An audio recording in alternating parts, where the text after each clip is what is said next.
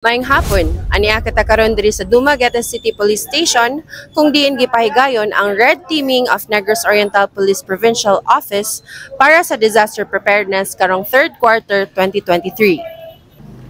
Kini nga kalihukan gipreparahan sa Negros Oriental PNP pinaagi sa 2-day enhancement training sa emergency preparedness and response kung adunay sunog ug linog na mahitabo kauban ang uban nga mga ahensya sama sa BFP, DOH ug CDRRMO. Misalmot ang training team sa BFP Dumaguete sa maong kalihukan ubos sa pagpangulo sa atong City Fire Marshal nga si Chief Inspector Marlon K. Chumling o gidumala ni FO2 Raji Peñas Chief Plans and Training sa Firefighting, FO3 Red Galache sa EMS, ug FO2 Broderick Nwique SRF sa Search and Rescue. Kauban sa team sila FO3 Mark Richard Liduna ug FO1 Juvan Carcedo. Conduct lang mi o refresher training sa mga together with our brothers in uniform, the Philippine National Police and Dumaguete City Police Station, about first aid, and then sa ropemanship, and also sa most especially sa fire fighting natin. Ang mga partisipante gihatagan og senaryo gikan sa linog, sunog ug looting incident ug sila mo responde ug ipakita ang ilang kahanas ingon sa rescue, first aid, CPR, victim packaging, knot tying, rappelling ug firefighting. Aktibo nga gipanguluhan usab sa Dumaguete Acting Chief of Police nga si Police Lieutenant Colonel Ronoel G. Fungo ang maong simulasyon. So what we have done in this activity is nag-coordinate jud mi sa prior sa fire at saka sa Bureau of Fire at saka sa CDRMO. Actually nag-conduct mi ng crash course sa incident command system led by our very supportive head ng CDRMO, si Sir Allen Cabaron. And sa fire, they have also provided crash course sa yung basic life support sa rappelling, knot tying. So daghan na nakatunan nato ang mga personnel tungod aning activity and we're very thankful sa support ng atong mga partner agencies. Gipakita usab sa CDRRMO nga gisupervisahan ni Mr. Allen Cabaron, CDRRMO officer, ang ilang kahanas sa rescue ug gipahayag ni Mr. Cabaron ang iyang mga kritiko sumala sa nahitabo nga simulasyon.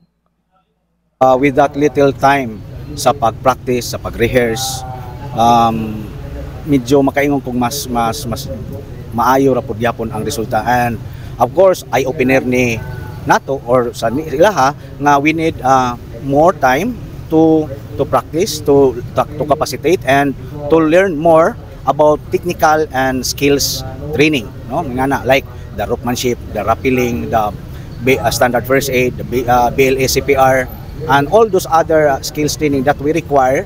And asas nga tan-aw nato murag jutay ra kayo mga tawo nga nakahibaluan na, and we really need also your expertise sa especially sa Bureau of Fire Protection, considering nga naghan mo og mga trainers, certified trainers. Tungod kay sa training ako ginakanon gi-emphasize nga only those certified trainers ang pwedeng ka-train, no?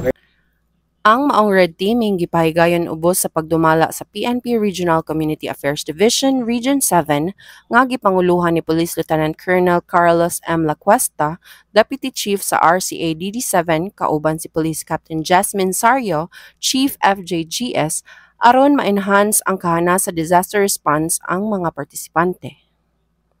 This is the first time that we had this kind of activity here sa Dumaguete City, and yet with the performance of our police and the Bureau of Fire, as I rated them a while ago, from out of 10, I rated them 8.5, no?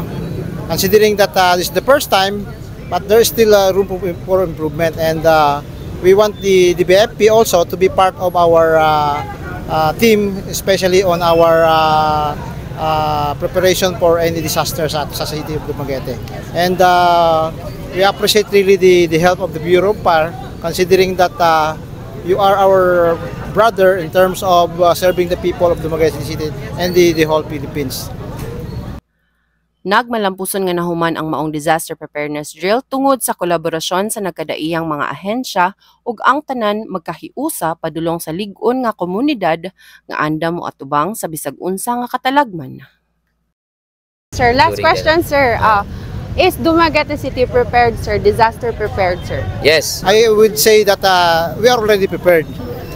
Prepared sa, well, kung kanunay tang maging makaiko ko nga mas taas mo taas atong preparasyon. With, sa pagkakaroon, makayon ko prepared ta. Alang sa BFP TV, madasigon alang sa kaluwasan sa publiko, kini si Fire Officer 2, Meryl Flores.